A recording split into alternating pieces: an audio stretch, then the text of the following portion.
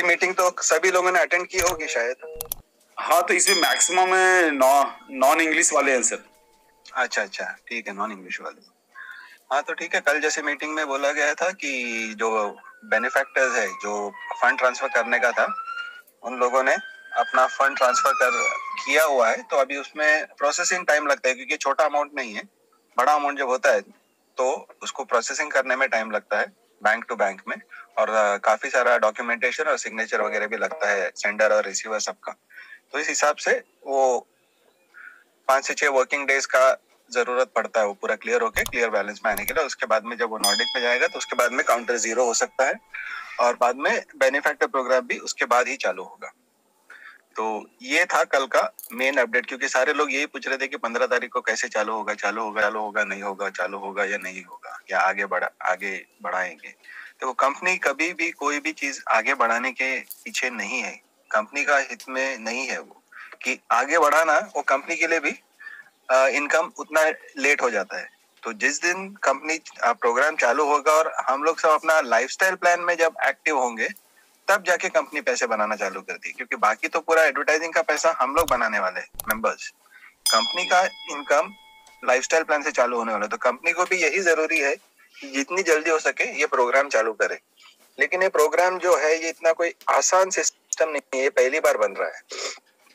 और इसमें सिर्फ एक मॉड्यूल नहीं है, काफी सारे बैकएंड पे बहुत सारा सिस्टम चलता है।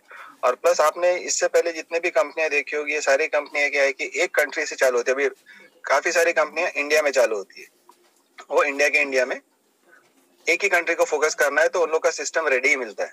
लेकिन जब कंपनी इंटरनेशनली बिजनेस करती है, जैसे कि अभी अपने पास में मेंबर्स अराउंड 200 कंट्री में मेंबर्स है, 10 से 12 कंट्रीज तो एकदम फुल फॉर्म में चल रही है।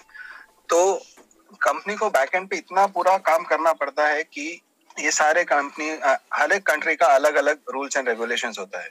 अभी इंडिया में 18% जीएसटी है, तो नाइजीरिया में 10% है, तो कहीं 6% है, तो कहीं 5% ही है।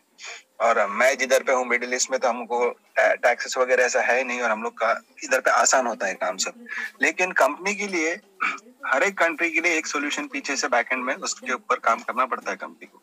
तो कंपनी, और प्लस आप अब अगर देखोगे तो जब भी कंपनी चालू हुई गए साल अप्रैल में जब चालू हुआ काम, तब से लेके अब तक सारे दुनिया भर में तो लॉकडाउन ही चल रहा है। तो ऐसा हुआ कि कोरोना के साथ में ही अपनी कंपनी भी चालू हुई है, और इस वजह से सारे जो चीज 1-1.5 सिस्टम ऐसा है, इसका बैकएंड में इतना कॉम्प्लेक्स चीजें चल रही है कि एक सिस्टम खत्म हुए ना अगले सिस्टम को चालू नहीं कर सकते। तो इसीलिए ये पीरियड खिंचता जाता है। ये नहीं है कि कंपनी आके आपको सब कुछ बता नहीं रही है कि हमें इतना तकलीफ है, हम तकलीफ उठा के कर रहे हैं। कंपनी अपने पेस पे जितना फास्ट हो सके सारी चीजें कर रही है। और बाकी चंदन पांडे जी, आलोक वगैरह सब लोग मिल के कंपनी को सपोर्ट भी कर रहे हैं अपना टीम को मैनेज करते हुए।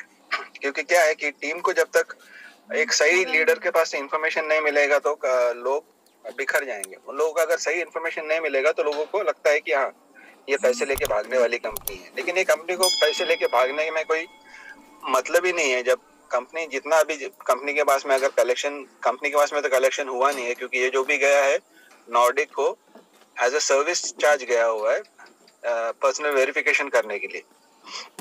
तो ऐसे किसी कंपनी ने पैसे जमा नहीं किए, तो ये सोच हमारी गलत है। कंपनी ने एक सर्विस प्रोवाइड किया है उस अमाउंट के अगेंस्ट, और वो भी पूरा। अगर कंपनी का उसमें प्रॉफिट होता तो कंपनी सोच सकते थे, लेकिन कंपनी ने तो फिर भी उसमें डिस्काउंट करके पार्शियल पेमेंट में किया। अभी भी पूरा पेमेंट हमने किया नहीं है कंपनी को, जो सर्विस उन्होंने दिया है पर्सनल वेरिफिकेशन में। अभी भी 8 यूरो उसमें बचे हुए जो हम लोग कमाने के बाद में देंगे। तो इसीलिए ये सोच कि कंपनी पैसे लेके भाग जाएगी, इसको तो दिमाग से निकाल ही देना चाहिए, क्योंकि कंपनी को भागने में नुकसान ही है, फायदा नहीं है।